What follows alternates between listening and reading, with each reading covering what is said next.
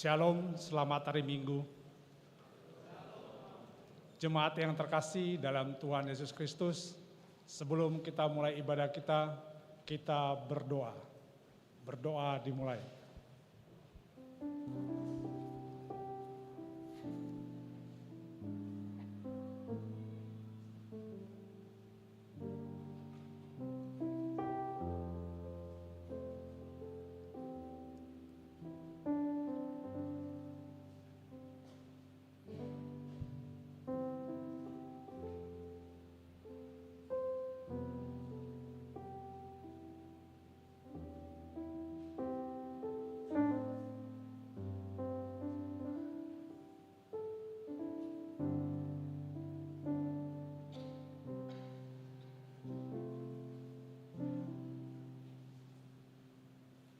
Amin. Kita bernyanyi dari Kidung Jemaat nomor 407 ayat 1 sampai ayat 3.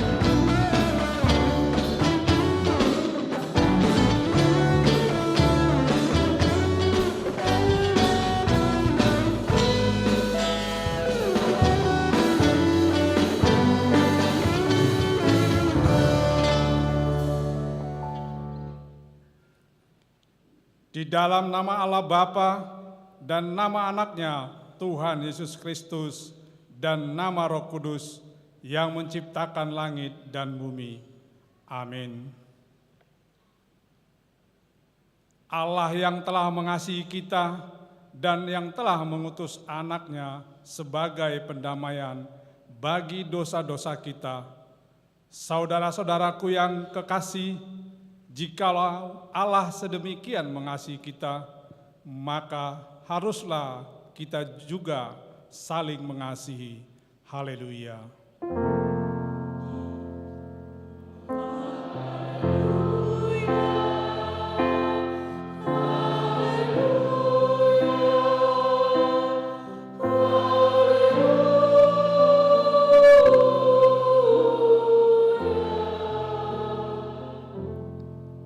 Marilah kita berdoa. Ya Tuhan Allah yang Maha Kuasa, Bapa kami yang di sorga, kami mengucapkan terima kasih kepadamu karena Engkau telah mengutus anak-Mu yang tunggal itu, membebaskan kami dari kuasa iblis. Kami memohon kepadamu, peliharalah kami di dalam firman-Mu, agar kami kuat pada waktu kesesakan dan penderitaan. Ampunilah dosa dan pelanggaran kami terhadap firman-Mu yang kudus. Bukalah hati kami dengan Roh-Mu yang kudus, dan terimalah kami masuk ke dalam hidup yang kekal, supaya di sana kami memuji nama-Mu sampai selama-lamanya. Di dalam Tuhan Yesus Kristus Tuhan kami. Amin.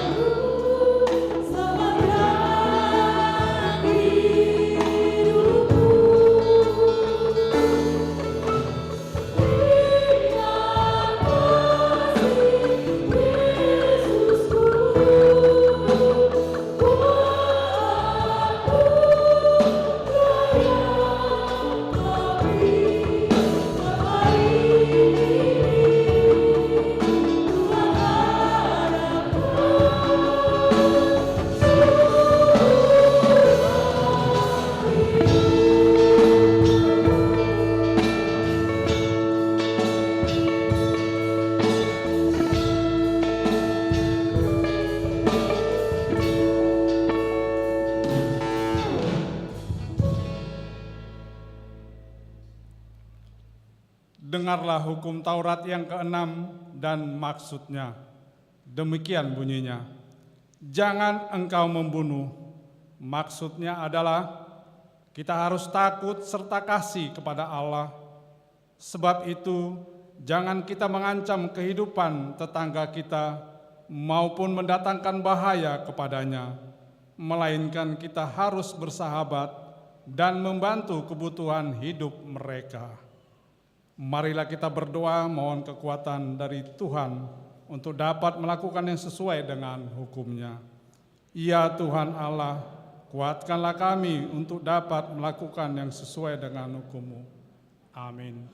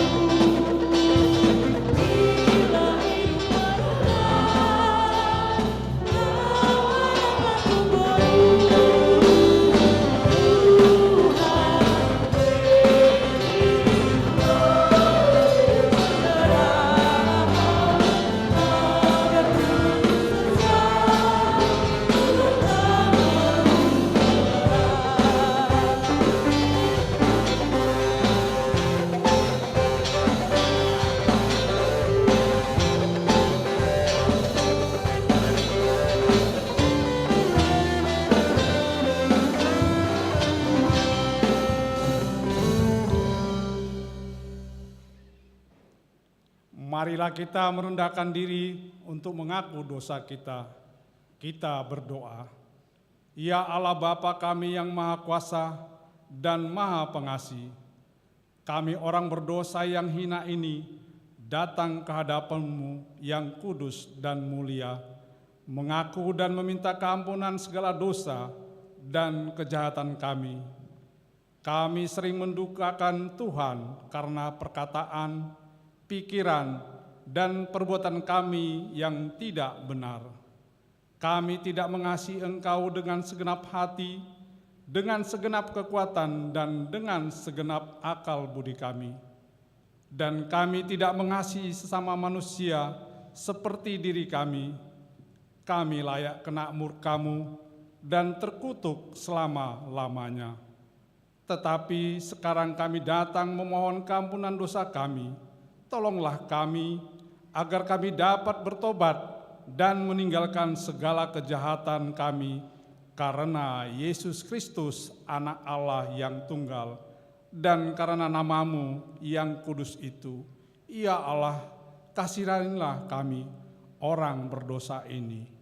Amin.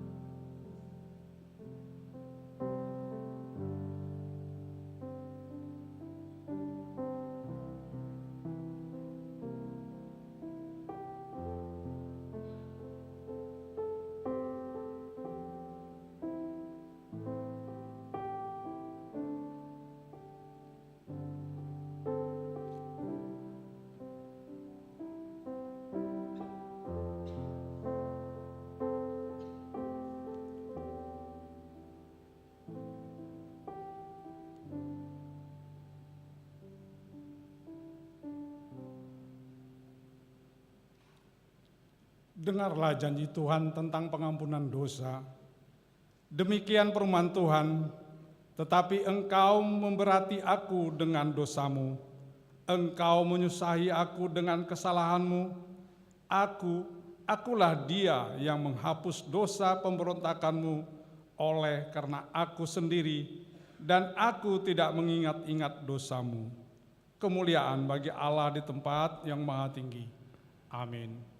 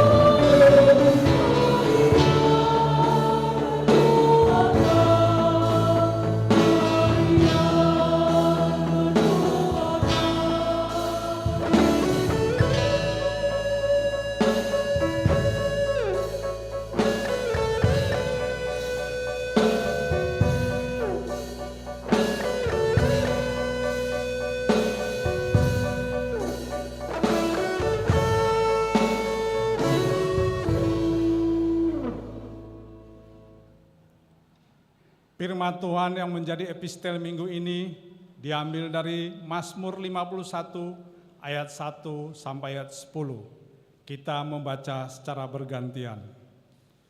Untuk pemimpin biduan Mazmur dari Daud.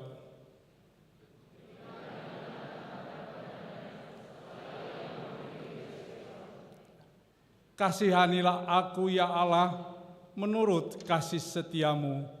Hapuskanlah pelanggaranku menurut rahmat-Mu yang besar.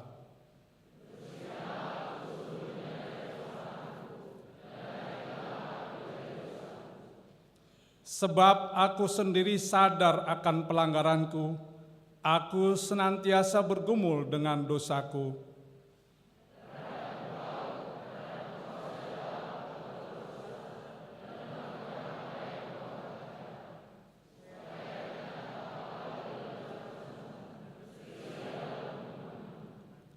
Sesungguhnya dalam kesalahan aku diperanakkan, dalam dosa aku dikandung ibuku.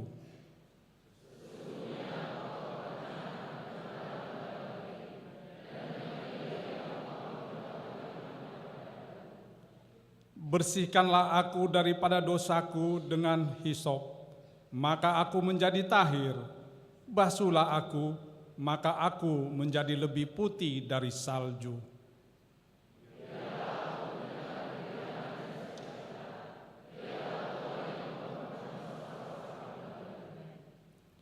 Demikian pembacaan epistel. Berbahagialah orang mendengar firman Allah serta memeliharanya.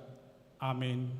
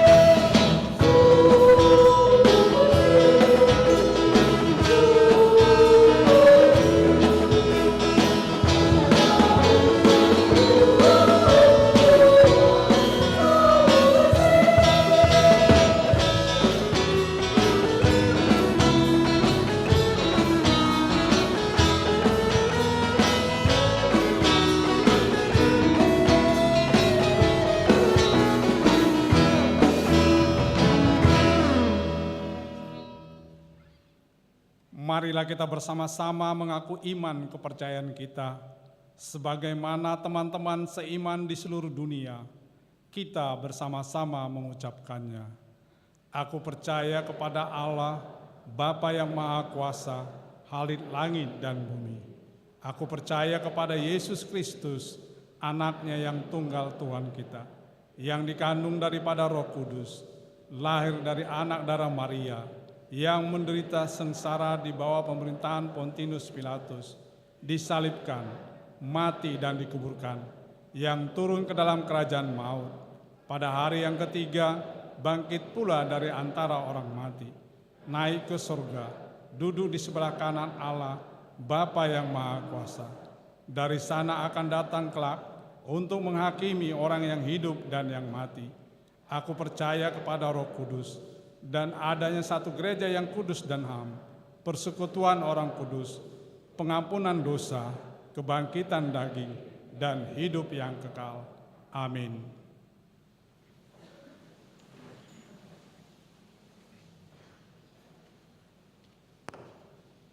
Marilah kita dengar warta jemaat.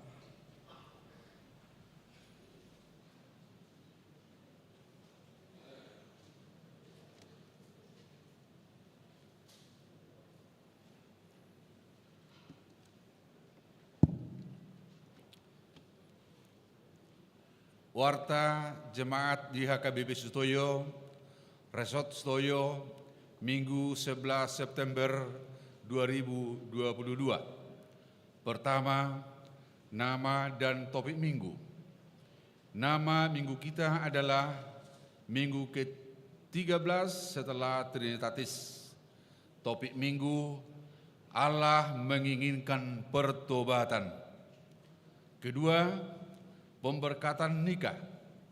Pengumuman pertama, akan menerima pemberkatan nikah Daniel Hotmatua Silalahi ST, putra dari Bapak Minter Silalahi dan Ibu Berliana Boru Simajuntak, anggota Jemaat HKBP Sutoyo, Resort Sutoyo dari sektor Jati Bening, dengan tunangannya Dwi Putri Nopelia Bori Napitupulu SE, putri dari Bapak Janner Napitupulu, dan Ibu Sondang Boru Simajuntak, anggota Jemaat HKBP Resort Taman Wisma Asri, Distrik 19 Bekasi.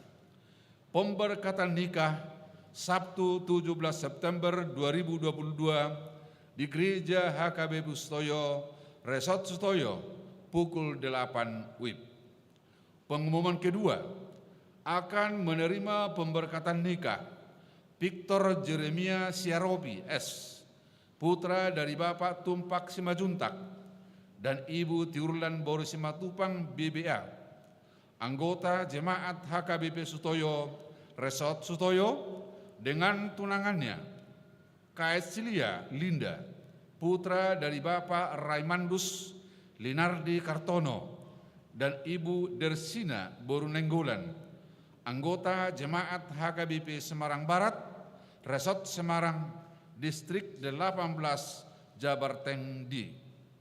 Pemberkatan nikah Sabtu 17 September 2022 di Gereja HKBP Cawang, Resort Sutoyo, pukul 9 WIB. Pengumuman pertama, akan menerima pemberkatan nikah Juni Alter Lumbantobing, putra dari Bapak Benny Lumbantobing almarhum, dan Ibu Resta Uli Boromarbun, anggota Jemaat HKBP Resort Ciputat, Distrik 21 Banten, dengan tunangannya Mindo Trace Boru Tambunan SST, putri dari Bapak Dumoli Tambunan, dan Ibu Nurganti Boru Simajuntak, anggota Jemaat HKBP Sutoyo, Resort Sutoyo, Sektor Perserahan. Pemberkatan nikah Jumat 23 September 2022 di Gereja HKBP Sutoyo, Resort Sutoyo, pukul 9 WIB. Ketiga, anak lahir Rabu 31 Agustus 2022. Tuhan telah mengaruniakan seorang putri untuk keluarga Supi Mertua Simajuntak dan Ibu Agnes Boru Pasaribu dari sektor Halim. Ibu dan anak dalam keadaan sehat. Keempat, persembahan ke depan altar. Hari ini Minggu 11 September 2022, di setiap ibadah kita mengumpulkan persembahan ke depan altar untuk ulaon, pahebakon ibadah, dohot musik HKBP. Marilah kita menyerahkan persembahan syukur kita dengan sukacita. Kelima, kunjungan gereja.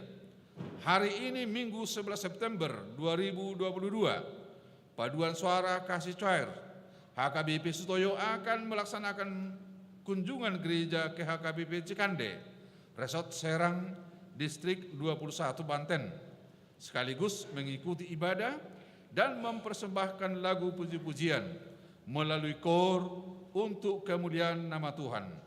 Kunjungan gereja dipimpin oleh Pendeta E. Ambarita. Keenam, Pertangyangan Sektor Mayasari. Rabu 14 September 2022, Sektor Mayasari akan melaksanakan pertangyangan sektor. Tuan rumah pertangyangan tersebut, keluarga Nyonya Sitorus Boru Lubis, mulai pukul 19.30 WIB. Dihimbau kepada jemaat di Sektor Mayasari supaya hadir dalam acara tersebut. Ketujuh, pertangyangan sektor.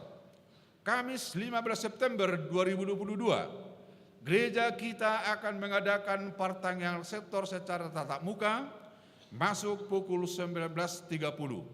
Sebagai tuan rumah adalah Sektor Mayasari, Kampung Baru, SMA Semea, dan Paduan Suara Kantate Harmonik, Paduan Suara Amahuriah HKBP Sutoyo. Bagi jemaat yang mengikuti secara live streaming, link YouTube akan dibagikan melalui WhatsApp Group Sektor. Kedelapan, pertangyangan Sektor Halim. Jumat 16 September 2022, Sektor Halim akan melaksanakan pertangyangan sektor gabung dengan Kur Ama, sekaligus memilih calon sintua dari Sektor Halim. Tuan rumah pertangyangan tersebut, keluarga Henry Binsar Hasitorus, Boru Simaremare, mulai pukul 19.30 WIB. Alamat Jalan Bayu nomor 908, RT 009, RW 009. Dihimbau kepada jemaat di Sektor Halim supaya hadir dalam acara tersebut. Kesembilan, seminar penginjilan kontekstual HKBP Distrik 8 DKI Jakarta.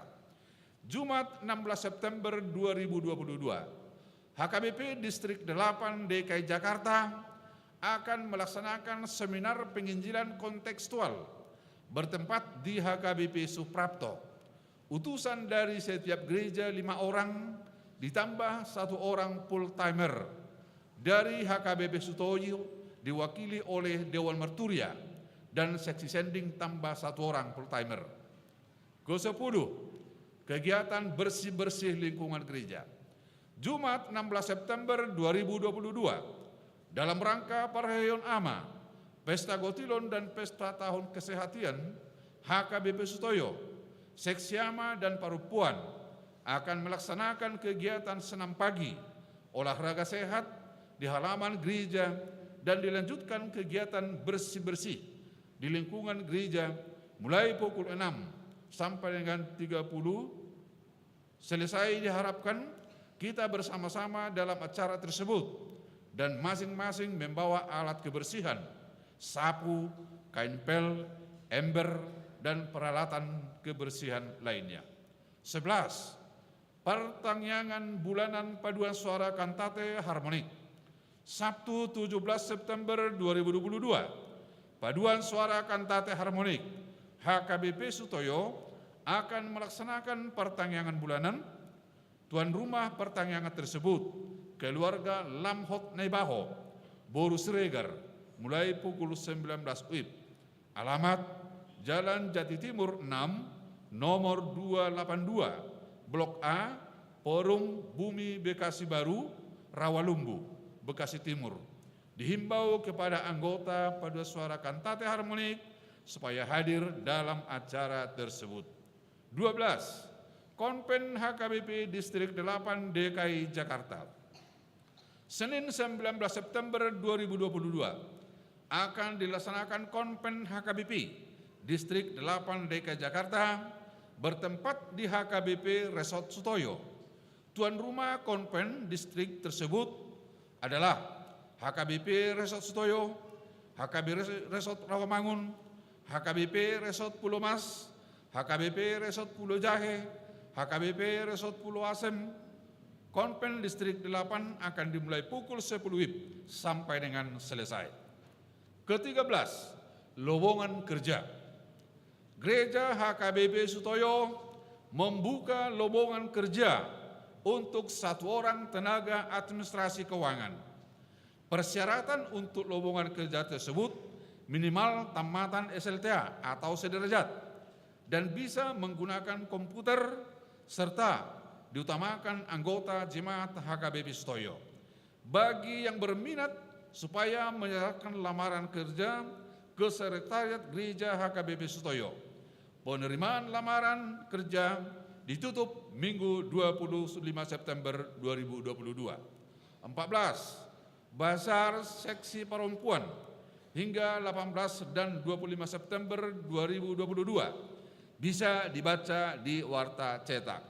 Ke-15, rapat panitia perayaan AMA dan Pesta Gotilon HKBP Sutoyo tahun 2022 serta rapat panitia Pesta Tahun Kesehatian Dewan dan Deharmonik HKBP Sutoyo dapat dibaca dalam Warta Cetak. 16, sumbangan diterima dari NN bunga altar untuk Minggu 11 September 2022. Ucapan syukur atas berkat dan penyertaan Tuhan. Kiranya Tuhan memberkati yang memberikan sumbangan tersebut. Untuk lengkapnya warta ini dapat kita baca di Warta Cetak. Demikian warta jemaat kita untuk minggu ini.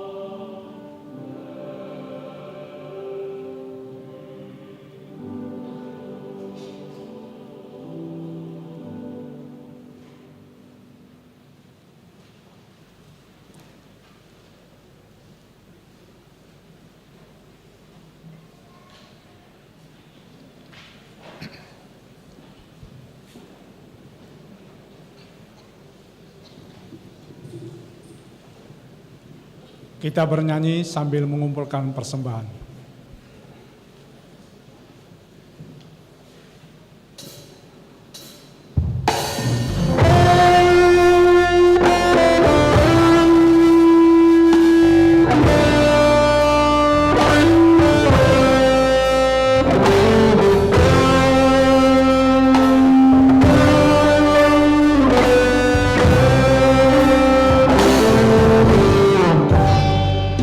Tuhan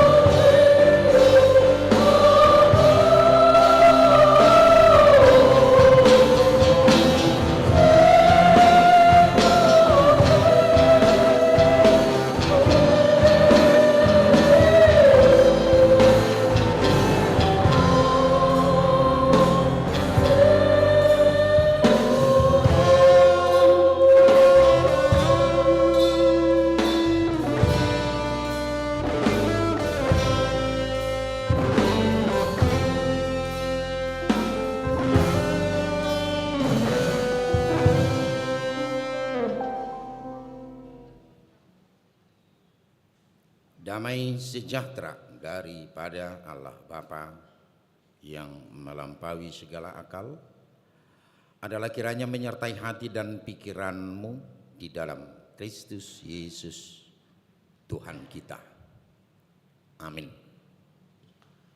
Firman Tuhan untuk kita pada hari Minggu ini, yaitu yang tertulis dalam Injil Lukas pasal 15, mulai dari ayat yang pertama sampai ayat yang ke-10.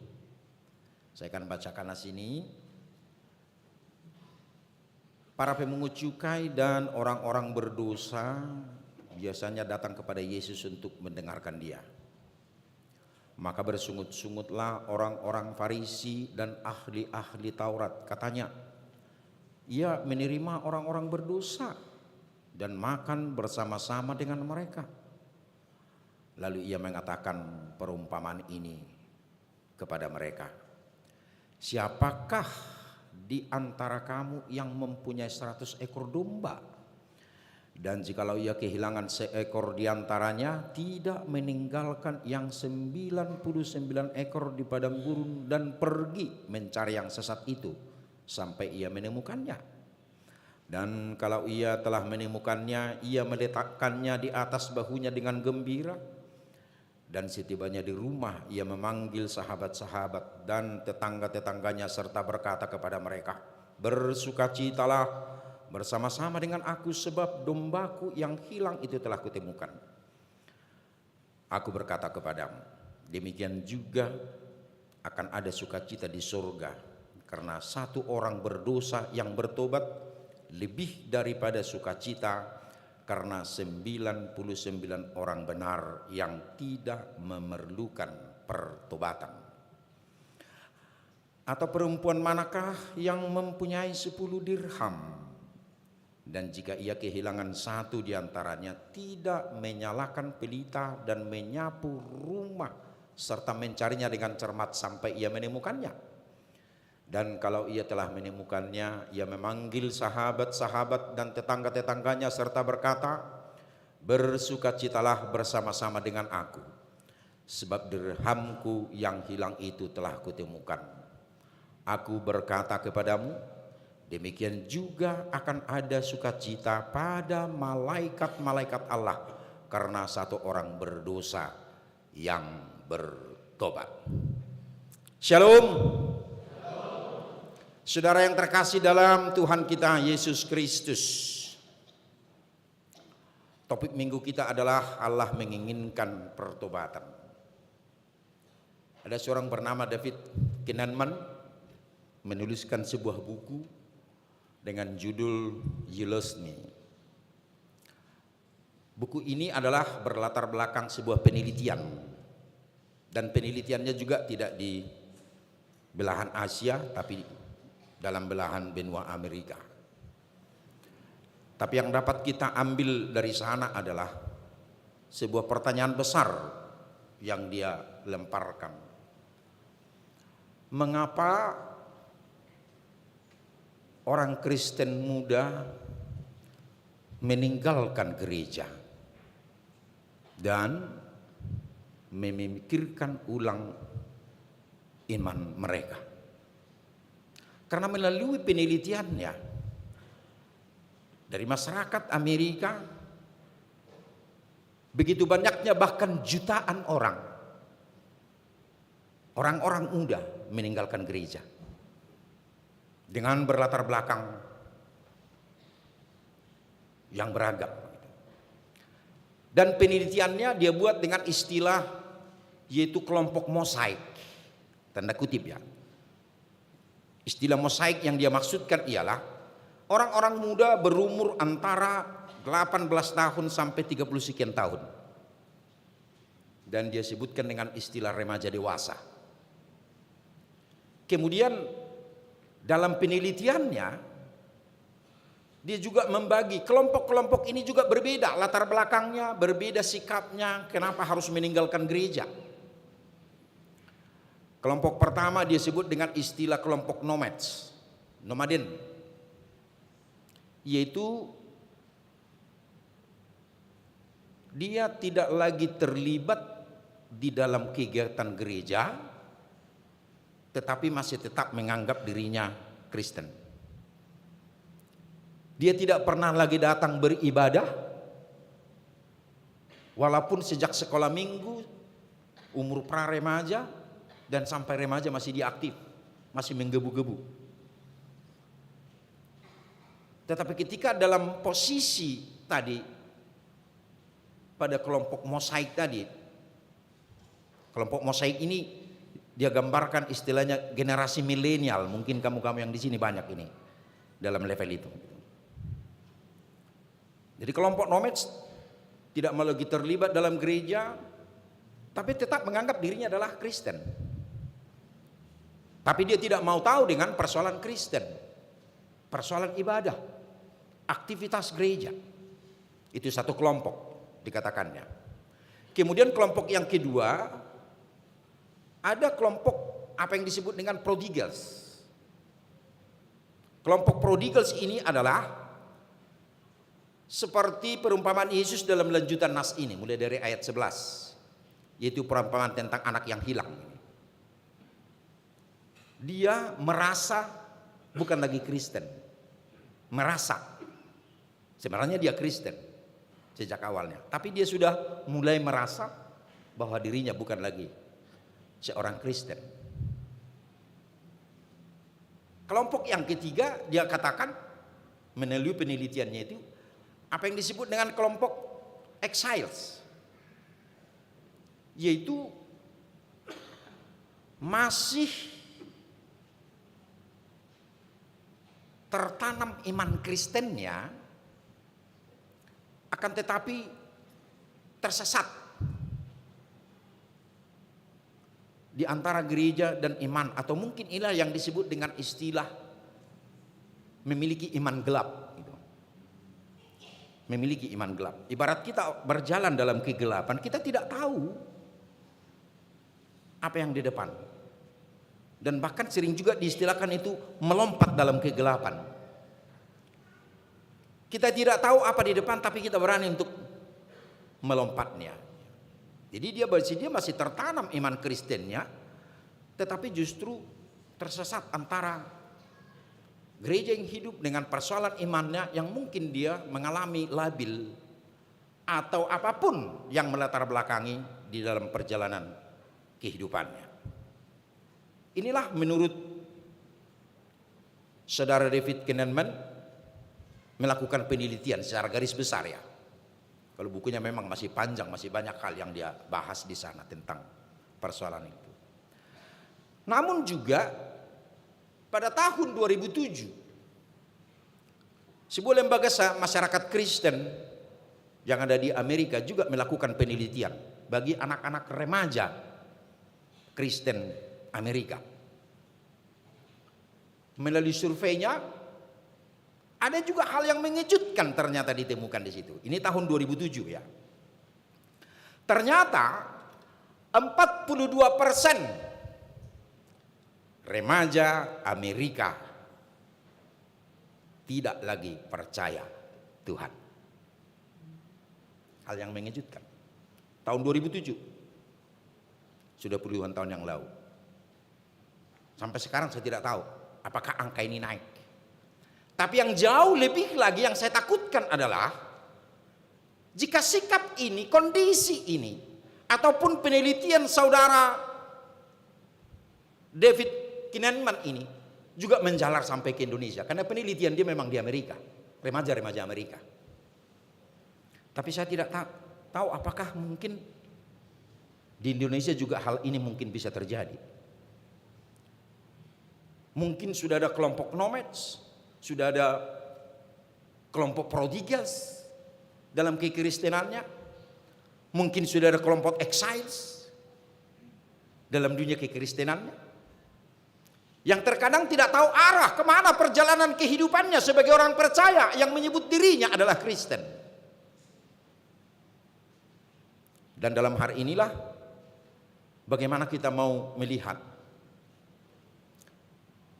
Dan pada umumnya seperti yang saya katakan tadi, penelitian 2007 itu yang dilakukan melalui survei tadinya, remaja Amerika itu, Bahkan mereka mengarah kepada sikap menjadi ateis.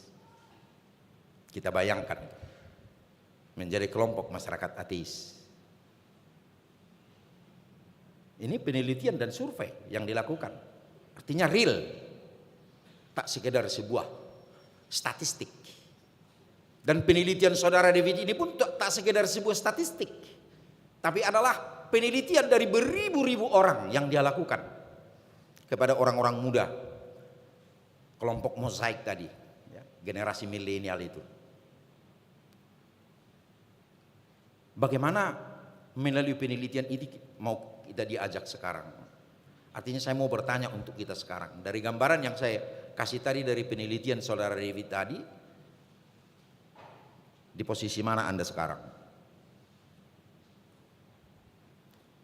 Di posisi mana Anda sekarang? Atau mungkin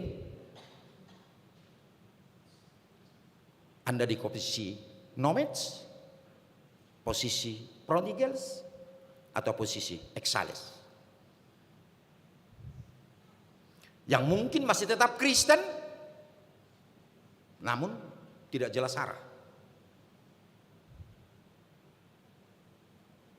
Dalam hal inilah yang mau kita lihat.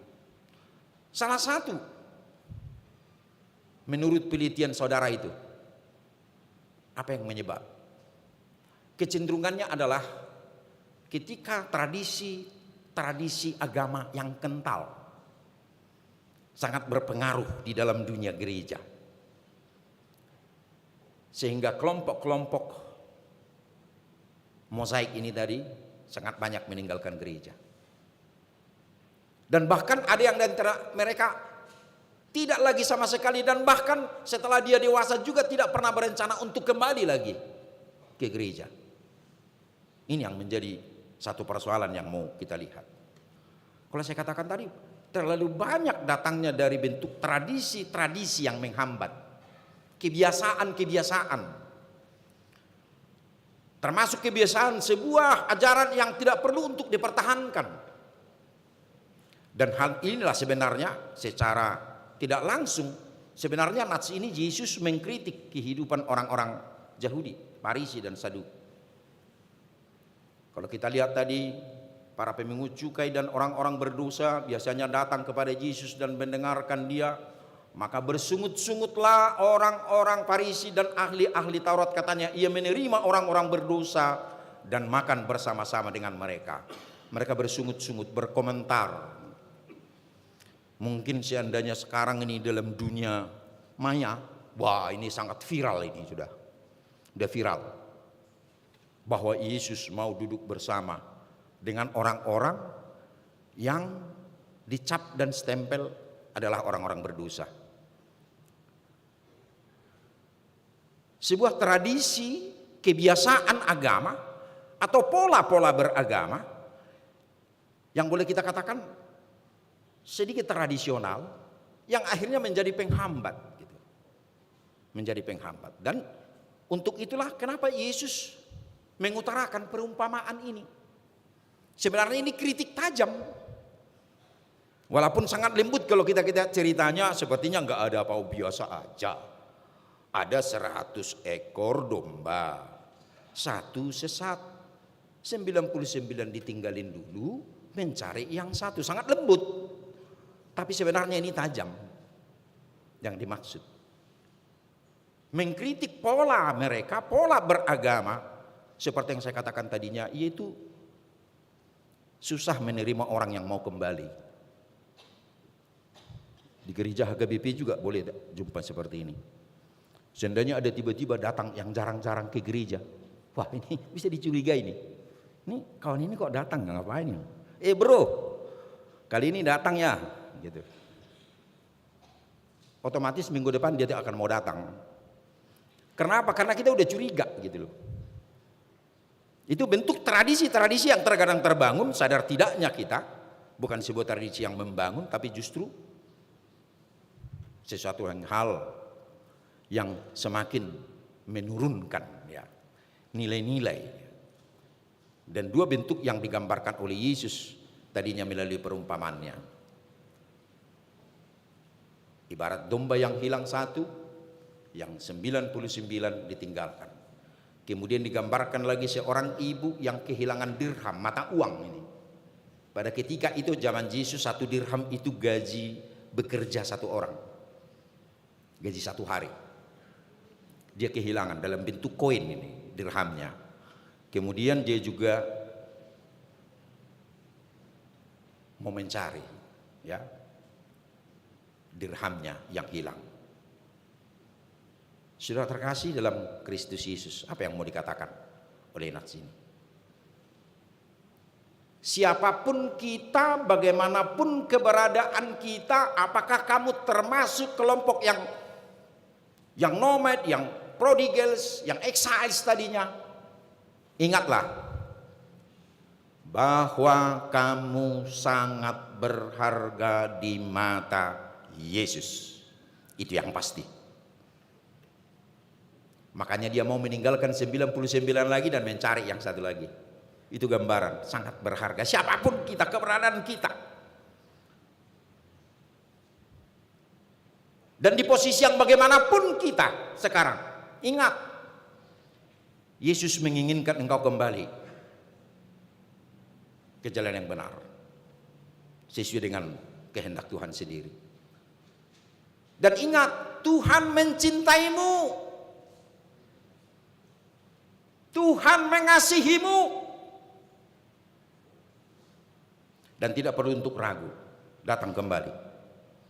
Dan seandainya pun ada teman-teman kita di luar sana yang mengalami yang manapun itu dari 3 kelompok tadinya saya gambarkan, ini tugas kita bersama, bro, mengajak mereka dan katakan pada mereka, kamu sangat berharga di mata Tuhan. Tuhan mencintaimu, Tuhan mengasihimu. Karena apa? Karena engkau juga ikut yang diselamatkan oleh Kristus melalui salibnya. Karena penyelamatan itu tidak hanya untuk kita yang mau datang ke gereja, jangan lupa. Tapi keselamatan itu ditujukan secara universal kepada siapapun yang mau menerima, di mana salib adalah keselamatan dalam hidupnya. Dan ini yang mau dikatakan oleh Yesus melalui nats ini sebenarnya. Juga dengan dirham tadi, artinya apa? Pada dasarnya Tuhan peduli dengan kita. Tuhan masih peduli dengan saya. Tuhan masih peduli dengan kamu. Sadarkah kita, seandainya tidak ada lagi orang yang peduli dengan kita, itulah hidup yang paling menyakitkan. Orang gak peduli lagi dengan kita. Mau kita sakit, mau kita galau, atau mau ngapain, orang gak peduli. EGP, emangnya gue pikirin. Bahasa remaja lagi, IDL katanya, itu derita loh, katanya kan. Udah selesai. Jangan dong benar peduli itu keberadaan di mana. Sangat menyakitkan bentuk kehidupan yang demikian. Tapi melalui nats ini mau diakan, Tuhan peduli dengan kita, Tuhan care, Tuhan solidar dengan keberadaan kita. Yang tetap Tuhan membuka pintunya. Dan untuk itulah kenapa topik kita pada hari ini, Allah menginginkan pertobatan katanya. Allah menginginkan pertobatan. Allah menginginkan perubahan. Dalam bahasa aslinya, bahasa Yunani, kata bertobat ini dipakai istilah metanoia. Metanoia memiliki arti perubahan sikap ataupun perubahan pola pikir.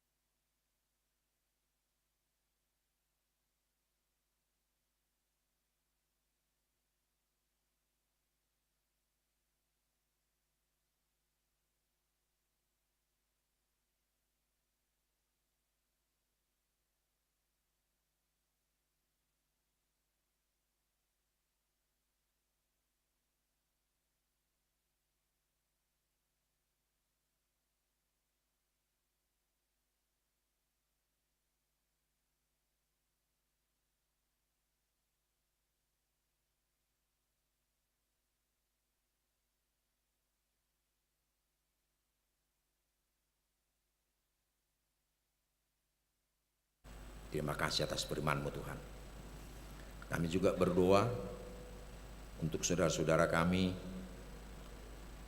yang memiliki rencana indah penuh dengan sukacita yang akan melangsungkan pernikahannya. Saudara Daniel Hotma Tua Silalahi dengan Dwi Putri Novelia Boruna Pitupulu yang akan melangsungkan pernikahannya pada hari Sabtu 17 September di HKBP Sutoyo ini, dan juga saudara Victor Jeremia Syarupi Simajuntak yang akan melangsungkan perkawinannya dengan Cecilia Linda pada hari Sabtu 17 September di HKBP Cawang Resort Sutoyo.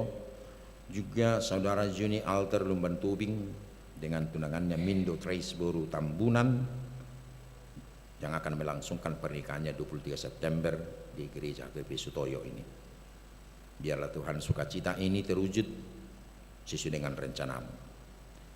Ikat dan persatukanlah mereka Tuhan menjadi keluarga yang hanya dipersatukan oleh cinta kasih Tuhan. Biarlah mereka juga memiliki keluarga yang akan mampu memenangkan setiap perjalanan kehidupan mereka untuk hari-hari yang akan datang. Kami juga bersyukur Tuhan, di mana Tuhan menganugerahkan seorang putri untuk saudara kami Supi Martua Simajuntak dengan Ibu Agnes Boru Pasaribu.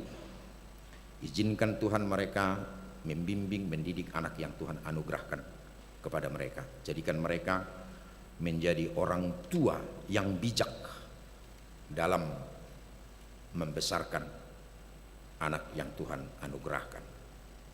Secara khusus kami berdoa untuk Ibu Nur Salam Boru Mangunsong dari sektor Perumpung yang saat ini dirawat di Rumah Sakit Budi Asih karena penyakit yang dia derita Tuhan. Apapun penyakit yang dia alaminya, kami memohon tumpangan tangan Tuhan memberkati obat, memberkati tindakan-tindakan para dokter dan juga perawat yang ada di sana. Itu jalan Tuhan memberikan dia kesehatan.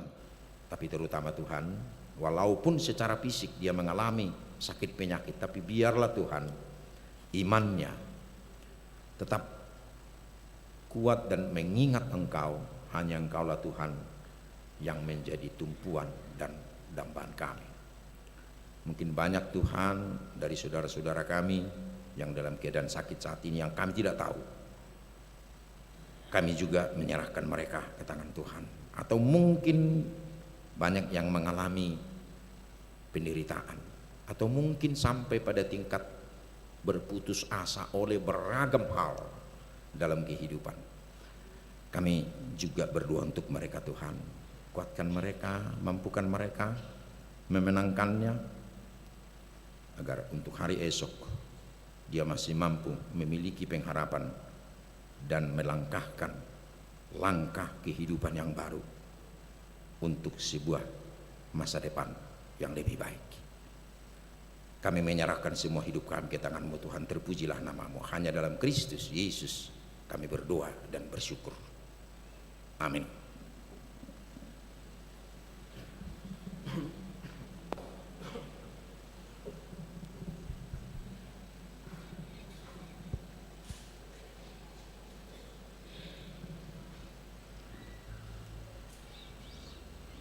Kita bernyanyi sembari mengumpulkan persembahan kita.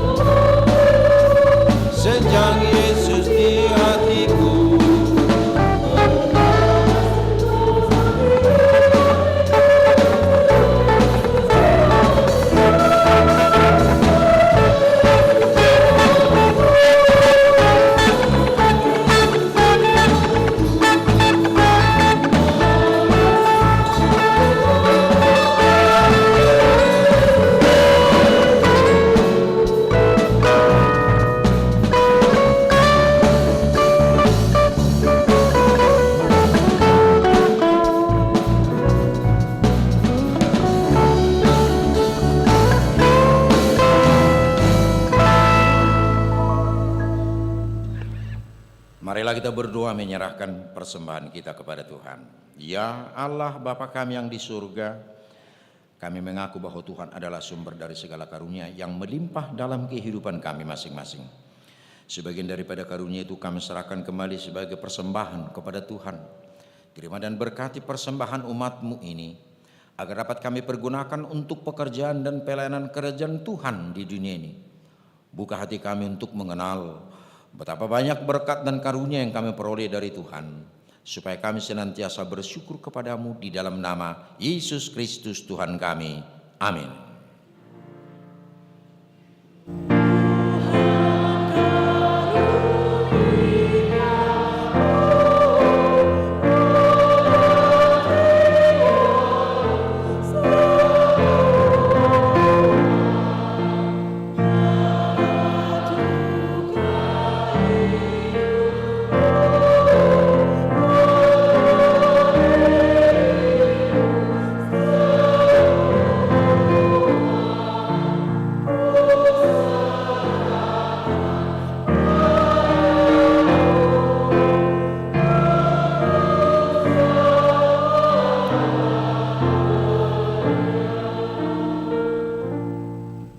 Bapa kami yang di surga, dikuduskanlah namamu. Datanglah kerajaan-Mu, jadilah kehendak-Mu di bumi seperti di surga.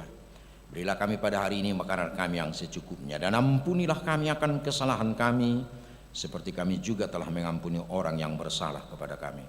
Dan janganlah membawa kami ke dalam pencobaan, tetapi lepaskanlah kami daripada yang jahat.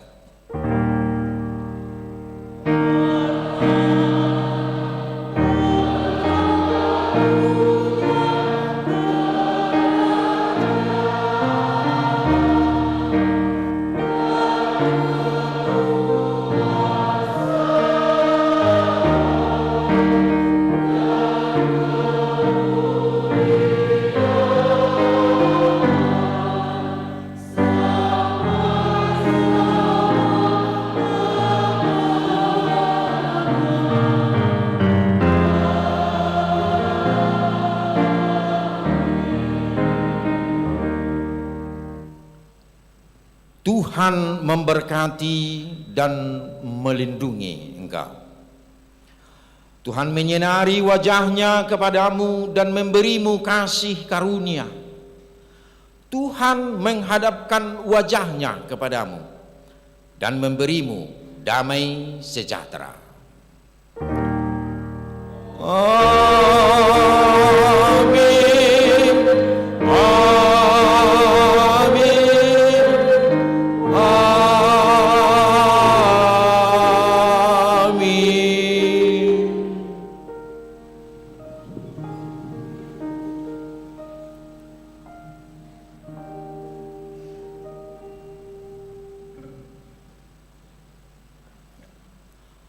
Atas nama majelis dan seluruh pelayan yang melayani ibadah pada sore hari ini, dan juga saudara-saudara kami yang mengikuti ibadah dari tempat masing-masing, kami menyampaikan selamat hari Minggu, salam sehat, Tuhan memberkati. Shalom.